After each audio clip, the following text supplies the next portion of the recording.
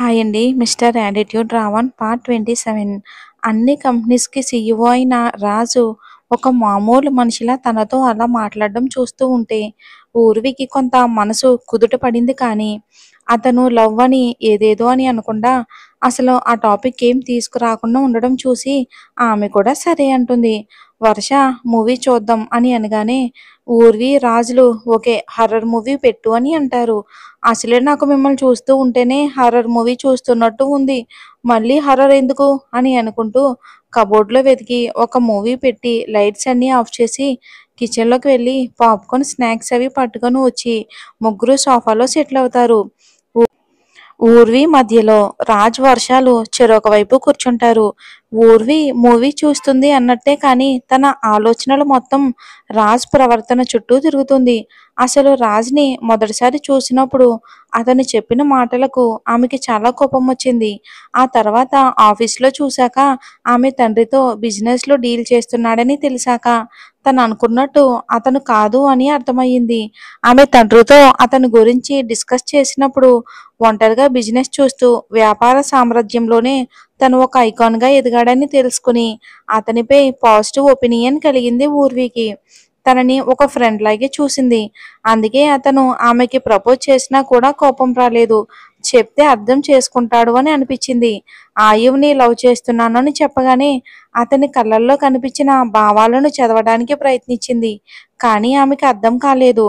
ఇప్పుడు ఇప్పుడు చూస్తున్న రాజ్‌కి, తను 2 సంవత్సరాల క్రితం చూస్తున్న రాజ్‌కి చాలా తేడా ఉంది.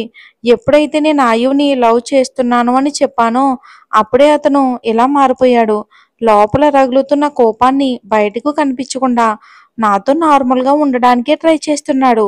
కానీ ఒక్కటి మాత్రం నిజం. అతని కళ్ళల్లో నాపై ఆరాధన కనబడుతుంది. కానీ నన్నెలా అయినా దక్కించుకోవాలి అని. కానీ నన్ను బాధపెట్టి, నన్ను బలవంతంగా తన దాన్ని చేసుకోవాలని కానీ అతని మనసులో లేదు. ఈ విషయం మాత్రం ఖచ్చితంగా అతని చేతల్లోనే కనిపిస్తుంది. రాజ్‌తో అసలు నేను ఆయువుని లవ్ చేస్తున్నానని చెప్పిన తర్వాత నాపై అతనికి ఎలాంటి అభిప్రాయం ఉందో కనుక్కోవాలి ఈ విషయం అని రాజ్ గురించి ఆలోచిస్తూ ఉంటుంది ఊర్వి. బాగా ఏడవడం వలన అలసిపోయి నిద్రలోకి జారుకుని వర్ష భుజంపై తల వాల్చిపోతూ ఉండగా రాజ్ ఆమె తలని పట్టుకుని నిదానంగా వర్ష భుజంపై పెట్టాడు. ఆమెనే చూస్తూ ఉన్నాడు. కళ్ళల్లో కన్నీళ్లతో. ఆమె కన్నీళ్లు చూడలేకపోయాడు రాజు. ఇక అతన్నే గమనిస్తూ ఉన్న వర్ష అతని గురించి తెలుసుకోవాలని నోరు తెరవబోయింది. ష్ మాట్లాడుకో. తనకి నిద్ర చాలా అవసరం. నీకు ఇబ్బందిగా ఉంటే నువ్వులే. నేను తన్ని సోఫాలో సరిగ్గా పడుకోబెడతా అని అంటాడు చిన్నగా రాజు. హలో మిస్టర్, అది నా డార్లింగ్. నాకేమీ ఇబ్బంది లేదు. మీరే నాకు అర్థం కావట్లేదు. తర్వాత చెప్తా. ముందు టీవీ సౌండ్ తగ్గించు. తనకి డిస్టర్బ్ అవుతుంది. హమ్మా అని సౌండ్ తగ్గించి కాసేపటికి తను కూడా సోఫా వెనక్కి తలవాల్చి పడుకుంటుంది వర్ష. రాజ్ మాత్రం ఊర్వికి అంత దగ్గరగా ఉండడం, తనతో టైం స్పెండ్ చేయటం చాలా నచ్చింది. అసలు కాలం ఆగిపోతే బాగుండు అనిపించింది రాజ్కి. వెంటనే తన ఫోన్ తీసి తను ఊర్వి వచ్చేలా సెల్ఫీ తీశాడు. దాన్ని అపురూపంగా చూస్తూ, నువ్వెలాగో నా జీవితంలో ఉంటావో ఉండవో నాకు తెలీదు. కనీసం నీ గుర్తులన్నా నాతో ఉంచుకుంటాను. కానీ నువ్వు ఆయువు వల్ల ఇబ్బంది పడుతున్నావని తెలిసిన మరుక్షణం నిన్ను నాతో తెచ్చేసుకుంటాను. నువ్వు ఒప్పుకున్నా ఒప్పుకోకపోయినా. ఆయు నీ కళ్ళల్లో నీళ్లు రాకుండా చూసుకున్నంత వరకే నేను సైలెంట్గా ఉంటాను. అది కూడా నువ్వు తన్ని ఇష్టపడుతున్నావని నేను సైలెంట్గా ఉన్నాను. అదే నువ్వు బాధపడుతున్నావని తెలిసినా, నువ్వు సంతోషంగా లేవు అని తెలిసినా ఆ మరుక్షణమే ఆ ఆయు వంతు చూసి నిన్ను తెచ్చేసుకుంటా అని అనుకుంటూ అలానే చూస్తూ ఉండిపోయాడు రాజు కనురెప్ప వేయకుండా. వేస్తే ఎక్కడ అద్భుతం మాయమైపోతుందేమో అన్నట్టుగా. ఇక ఫ్లైట్లో హాయిగా నిద్రపోతూ ఉన్న ఆయు కళ్ళల్లో నుండి తనకు తెలియకుండానే కన్నీళ్లు కారిపోతున్నాయి. ఆ కన్నీటి బిందువు అలా జారిపోతూ వచ్చి తల వెనక్కి వాల్చి పడుకోవడం వలన అతని జుట్టులోకి వెళ్ళిపోగానే ఒకేసారి ఉలిక్కిపడి లేచాడు వాయు. ఇక కంటి కోణాలలో ఉన్న నీటి బిందువును చేతిలోకి తీసుకుని చూశాడు. అసలు అతని మనసుకు ఎందుకు అంత బాధగా ఉంది? అలా ఎప్పుడూ అనిపించలేదు తనకి. ఏదో ఆలోచన వచ్చినట్టుగా బంగారు అని తన మనసులో ఏవేవో సంకేతాలు పంపుతూ ఉంటే ఒక్క క్షణం కూడా ఆలస్యం చేయకుండా తన ఫోన్ తీసుకుని ఊర్వికి కాల్ చేశాడు. బట్ ఊర్వి ఫోన్ లిఫ్ట్ చేయలేదు. అది ఎక్కడో బ్యాగ్లో ఉండిపోయింది ఫోన్. పైగా సైలెంట్లో ఉంది. వచ్చి రాగానే బ్యాగ్ బెడ్పై పడేసి అలానే పడుకుండిపోయింది. ఒక్క క్షణం ఆయు గుండె వేగంగా కొట్టుకుంది. తన బంగారుకి ఏమయ్యిందో అని వెంటనే మనీకి కాల్ చేశాడు. తనకి తెలుసు ఇది ఇండియాలో మార్నింగ్ టైం అని. అంటే సెక్యూరిటీ మొత్తం మనీ చూసుకుంటున్నాడు అని. తన కన్నీటికి కారణం తన బంగారు గురించి అయ్యి ఉంటుంది అనుకుని కాల్ చేశాడు. మనీ ఒక్క రింగికే ఫోన్ ఎత్తి చెప్పండి సార్ అంటాడు వినయంగా. మనీ బంగారు సేఫ్గానే ఉంది కదా, తనని ఫాలో అవుతున్నావు కదా అని అడుగుతాడు ఆయు. ఇక ఆయు అలా అడగగానే మనీకి ఏం చెప్పాలో కూడా తెలియలేదు. కానీ ఊర్వి తనపై ఒట్టు వేసుకుంది ఆయుకి అక్కడ జరిగింది ఏది తెలియకూడదు అని. అందుకే ఏం చెప్పాలో ఆలోచిస్తున్నాడు. కానీ ఊర్వి సెక్యూరిటీ విషయంలో మాత్రం చాలా స్ట్రిక్ట్గా ఉన్నాడు. ఊర్వి క్యాబ్లో స్టార్ట్ అయిన దగ్గర నుండి తన మనుషులతోనే వాచ్ చేస్తూ ఉన్నాడు. ఊర్వి సేఫ్గా ఫ్లాట్కి చేరిందని, ఆఫీస్కి వెళ్ళలేదని తెలుసుకున్నాడు. అది అపార్ట్మెంట్ కావటం వలన రాజు వెళ్ళటం చూశారు. కానీ ఊర్వి ఫ్లాట్ కని తెలీదు. సో అందుకే అంతా ఓకే అని మనీకి మెసేజ్ చేశారు. మనీ కూడా కీప్ డూయింగ్ వర్క్ అని చెప్పేశాడు. మనీ మనీ నిన్నే, బంగారు సేఫ్ కదా, తన ఫోన్ లిఫ్ట్ చేయట్లేదు, అంతా ఓకేనా, అతని పిలుపుకు ఆలోచన నుండి బయటకు వచ్చి సార్ మేడం ఓకే సేఫ్గానే ఉన్నారు, ఏదో బిజీగా ఉండుంటారు అందుకే ఫోన్ లిఫ్ట్ చేయలేదు అంటాడు. అవన్నీ నాకు తెలీదు, నేను అర్జెంటుగా బంగారుతో మాట్లాడాలి, నాతో మాట్లాడించు అని అంటాడు గంభీరంగా. అతని వాయిస్లో బేస్కి ఒక్కసారిగా మనీ భయపడి ఒక 10 నిమిషాలు సార్ మేడంతో మాట్లాడిస్తాను అని ఫోన్ కట్ చేసి ఊర్వి ఫ్లాట్కి వెళ్ళిపోతాడు. బాబు మనీ, నీ జాబ్కి నేను గ్యారంటీ ఇవ్వలేను.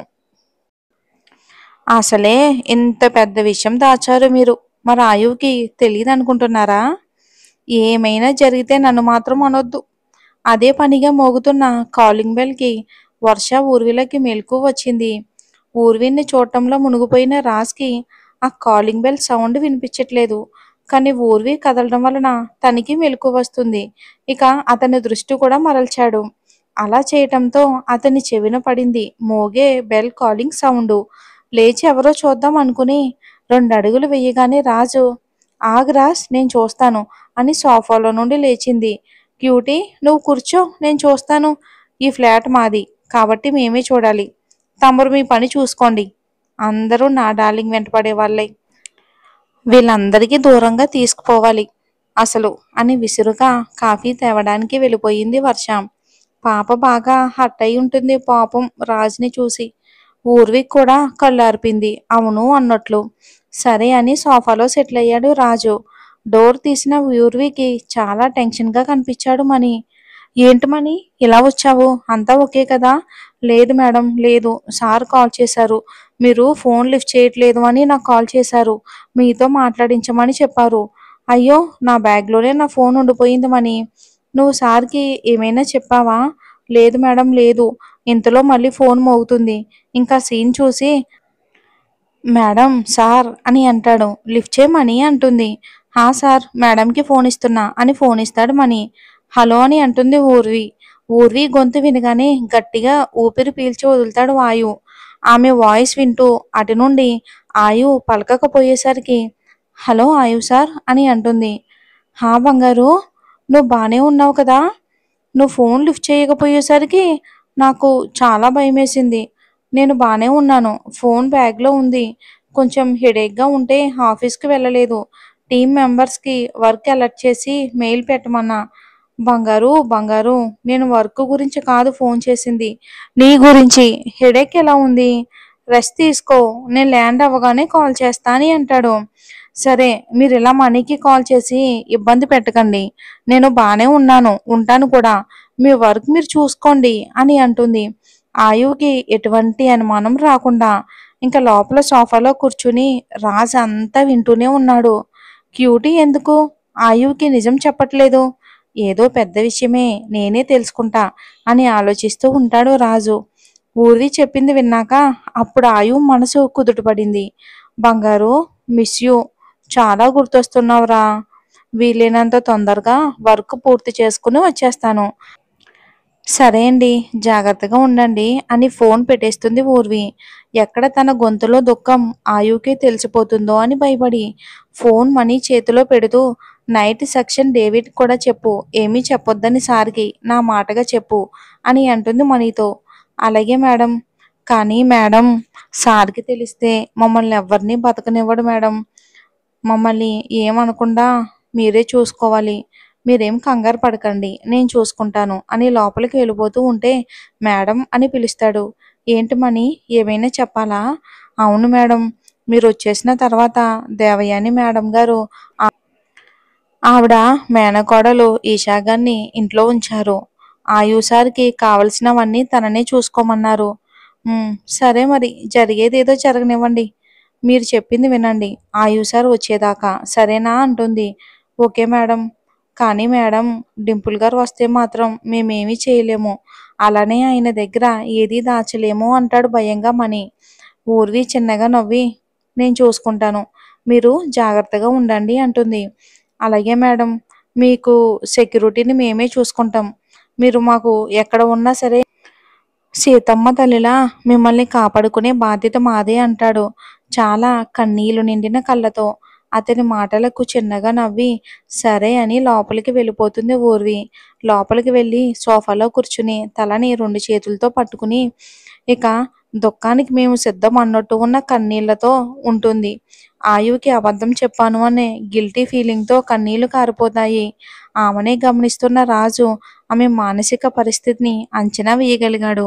లేచి ఆమె ముందు మోకాళ్ళపై కూర్చుని ఆమె చేతులు తన చేతుల్లోకి తీసుకుని ఎందుకు మా ఈ కన్నీరు? అబద్ధం చెప్పాననా? ఒకటి గుర్తుపెట్టుకో. మనం ఎదుటివారి చెడు కోసం అబద్ధం చెప్తే అది మహాపాపం. మంచి కోసం అయితే ఏమీ కాదు అంటాడు రాజు. మరేం జరుగుతుందో వచ్చే ఎపిసోడ్‌లో చూద్దాం.